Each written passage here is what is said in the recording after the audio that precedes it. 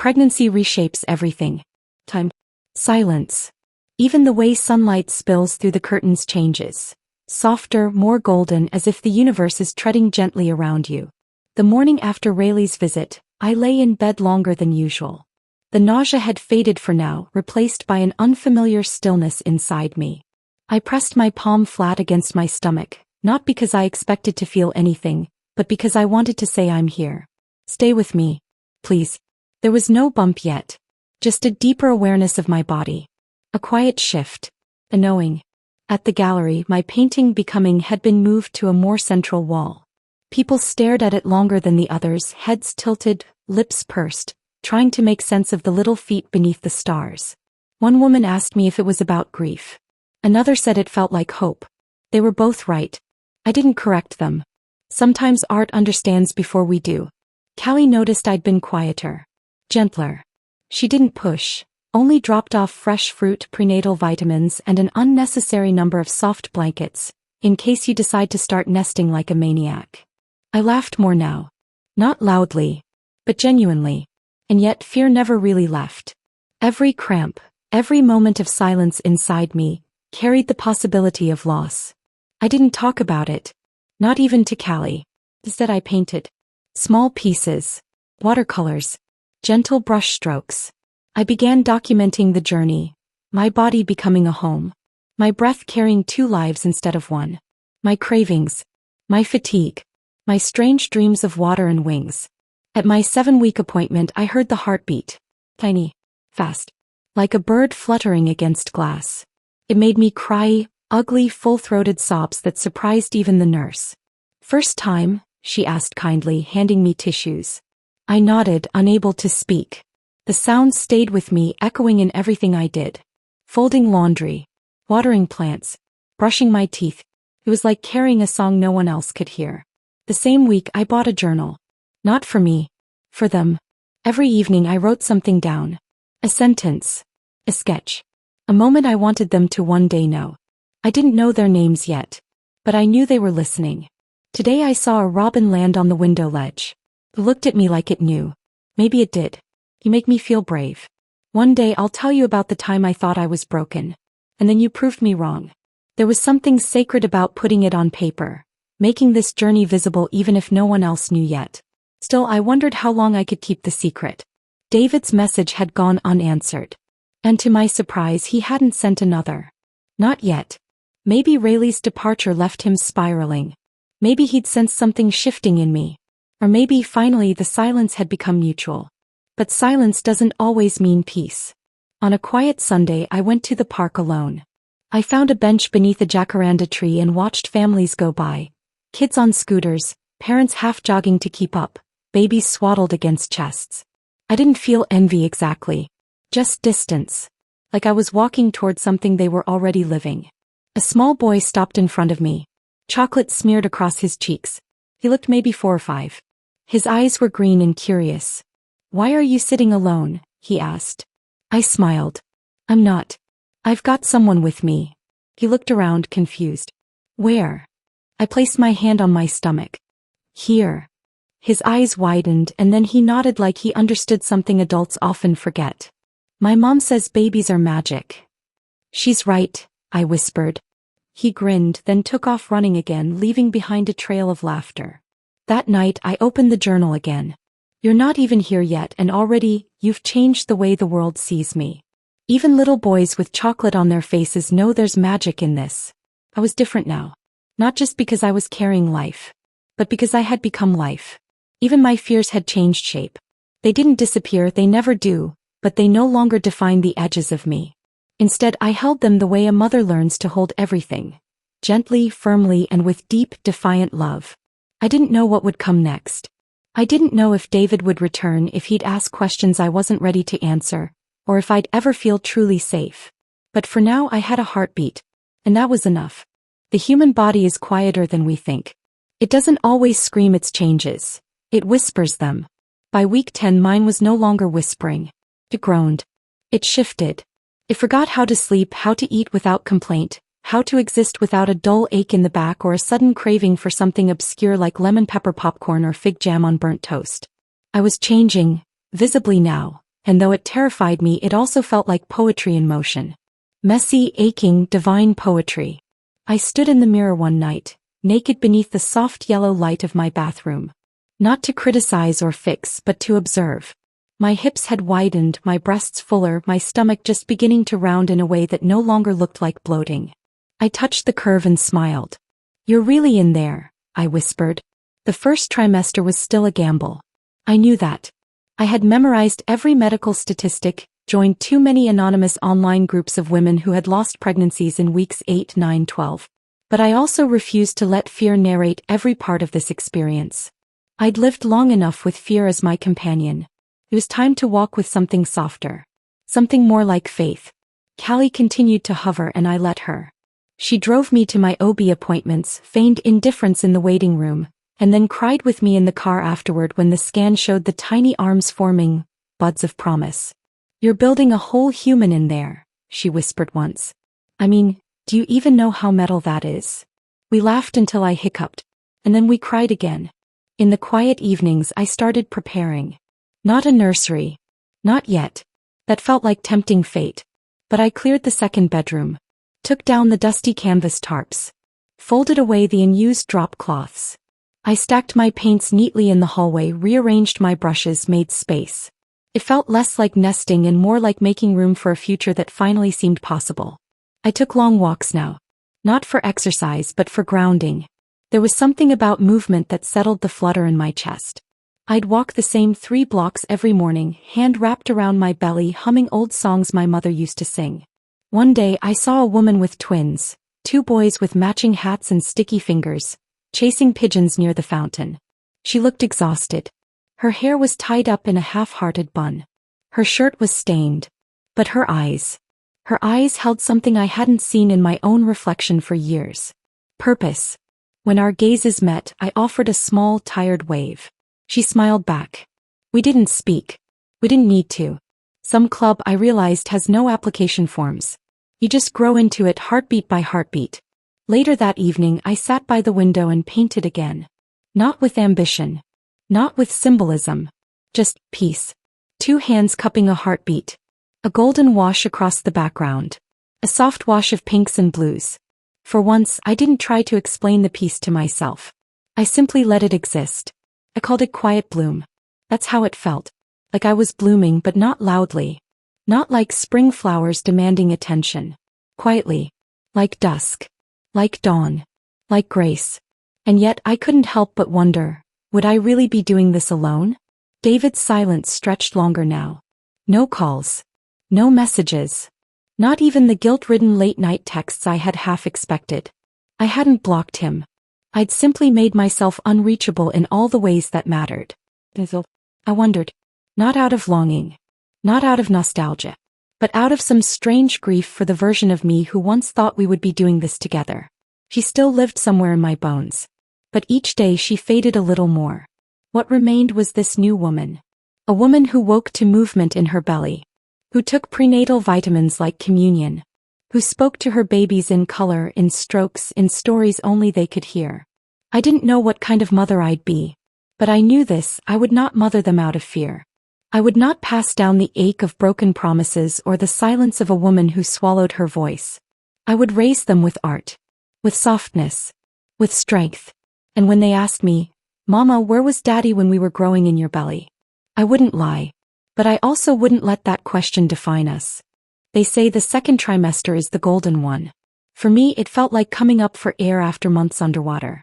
The nausea dulled, the headaches retreated, and for the first time in weeks food tasted like food again. I devoured watermelon slices at midnight, slathered peanut butter on celery like it was a delicacy, and rediscovered the joy of hot soup with thick bread on rainy afternoons. More than anything I felt strong. Not in the way I used to, running on anxiety and silence and too much caffeine, but truly strong. My limbs ached less. My steps felt steadier. There was a quiet rhythm to my days now. Mornings spent walking. Afternoons painting. Evenings journaling to the tiny lives growing inside me like secrets slowly becoming truths. At 14 weeks I felt the first flutter. At first I thought it was indigestion. Then guess. Then my imagination. But no, it was real. The faintest tap like the softest drumbeat. A knock from within. A hello. I froze, hands splayed across my belly, tears rushing to my eyes with no warning. There was something so intimate about it. Like they were finally telling me we're here. We've always been here. I whispered back, I know. The connection deepened from that moment. I spoke to them more openly, not just in the journal but out loud.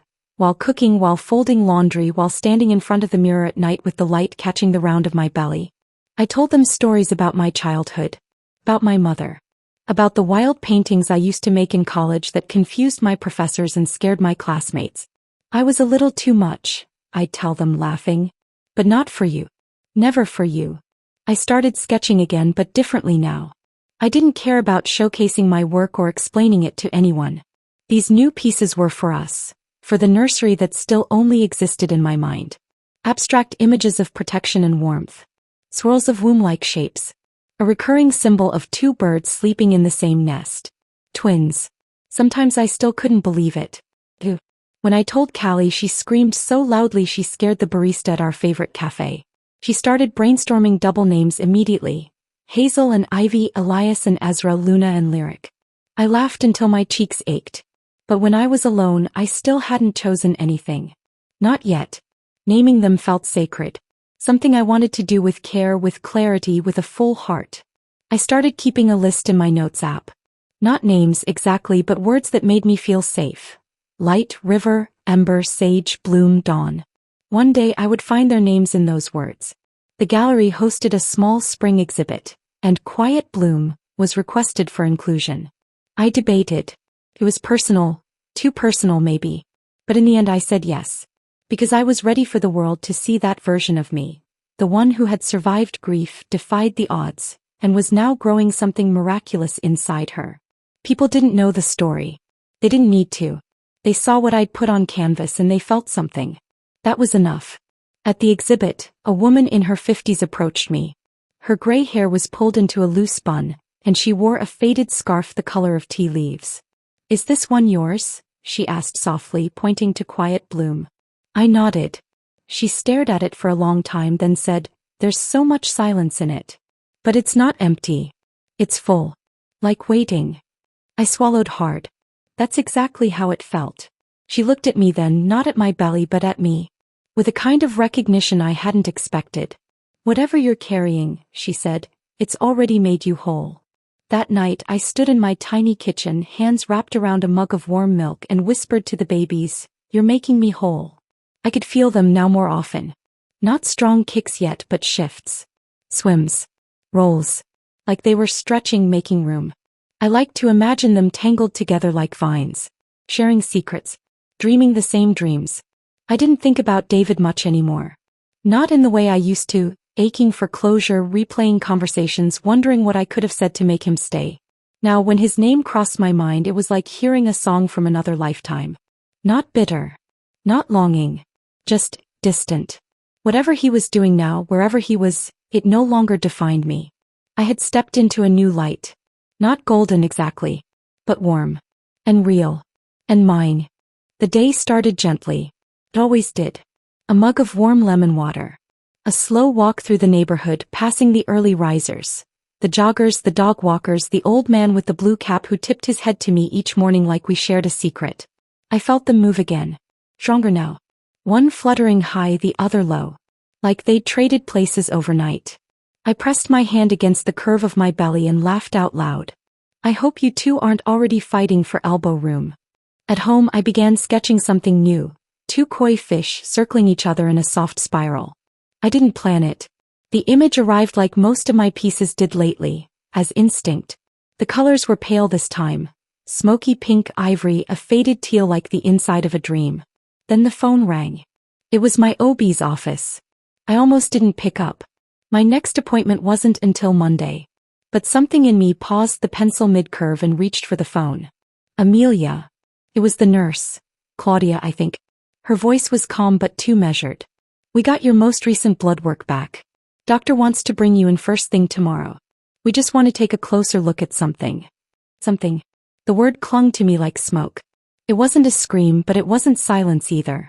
It was a sound that sat between hope and dread. Is everything okay? I asked. We just want to be cautious, she said. It's probably nothing, but with twins we like to stay ahead of any concerns. Twins. Concerns. Pause. I hung up with the same polite thank you I always gave, then stood in the middle of my studio with the koi fish staring up at me. Their tails were unfinished. Just shadows. That night I couldn't sleep.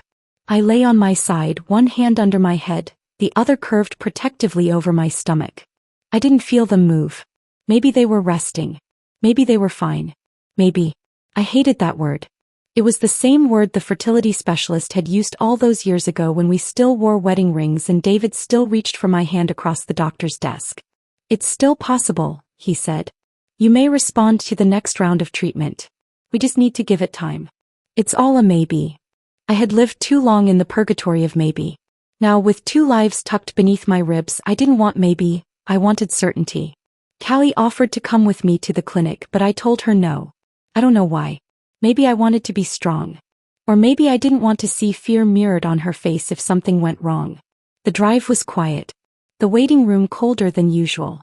When the doctor came in, her face didn't say disaster, but it didn't say reassurance either. We've detected some elevated protein levels, she said. It could be an early indicator of preeclampsia, but we're still in monitoring stages. I nodded, though the words barely registered. We're going to keep a close eye on your blood pressure, she continued, and we'll bring you in for more frequent ultrasounds. Bedrest may be necessary down the line. Bedrest. Monitoring. Preeclampsia. The walls of the exam room pulsed around me. I looked at the screen when they did the scan. My babies were still there. One with their foot up near their face, the other curled sideways. 2 heartbeats. Still strong. Still moving. But the doctor didn't smile the way she usually did. Her eyes stayed too long on the measurements. Her lips pressed too tight. I just want to be sure we're not missing anything, she said. When I left, the air outside felt different. Too sharp. Like the world had shifted half a degree out of focus. At home, I crawled into bed fully clothed, something I hadn't done in months. I pulled the blanket up to my chin and stared at the ceiling. It was quiet again, but this time not peaceful. I pressed both hands to my stomach. Stay with me, I whispered. Please. Just stay. That night I dreamed of water. Not drowning, but floating. A vast lake with 2 small boats drifting toward me. I stood on the edge of a dock, arms outstretched, waiting. But they kept drifting. Farther and farther until they were just specks on the horizon. When I woke, I was crying. For the first time in weeks, I didn't paint. I just sat in the studio with the unfinished koi, and the silence between us grew heavy. It wasn't over. I knew that. The doctor hadn't said anything definitive. The babies were still there. But something had cracked. The illusion of safety. Of inevitability. Of joy untouched by risk. I had entered the 2nd trimester with hope curled around my ribs like a song. Now fear had returned, not as a storm but as a low hum I couldn't unhear.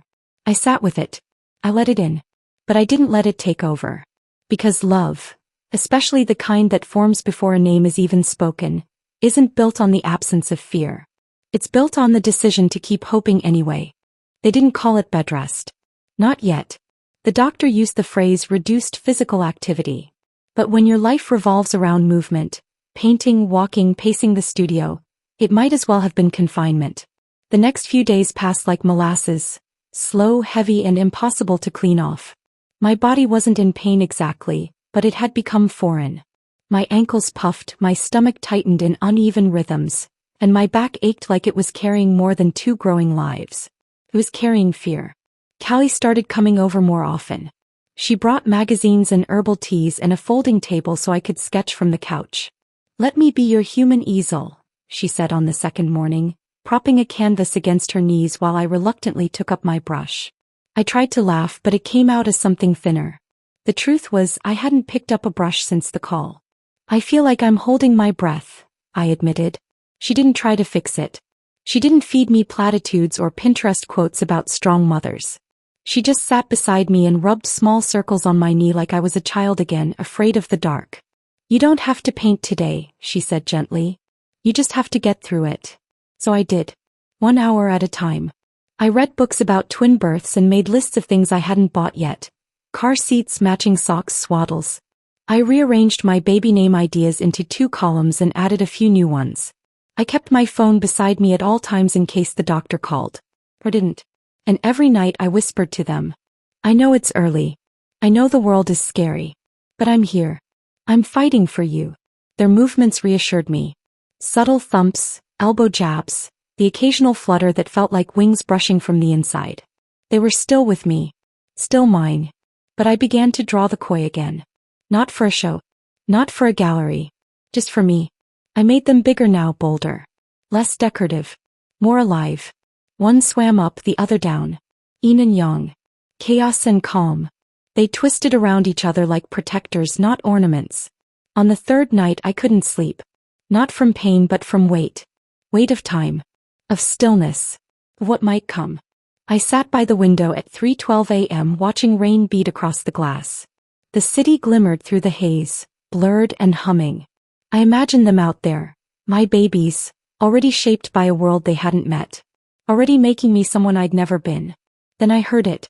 Not a knock. Just the chime of a phone. A message. I reached for it without thinking, assuming it was Callie or maybe one of those pregnancy apps reminding me my babies were the size of cantaloupes now. But it wasn't that. It was her. Just a heads up, ran into David today. I didn't say much. But he knows. Callie. I read it twice. The air around me felt thinner. David knows. My fingers tightened around the phone. Not in anger. Not even in fear. Just reaction. That name, that man, had become a ghost I'd painted over. I'd scrubbed his image from my life with acrylics and ash and time. And now he knew. Knew what? That I was pregnant. That I had moved on. That I was building the very life he'd once refused to believe in. The koi on my canvas stared back at me from the hallway wall. They didn't flinch. They didn't flee. They swam forward. Enough for now. Part 4 kicks off from where we left off.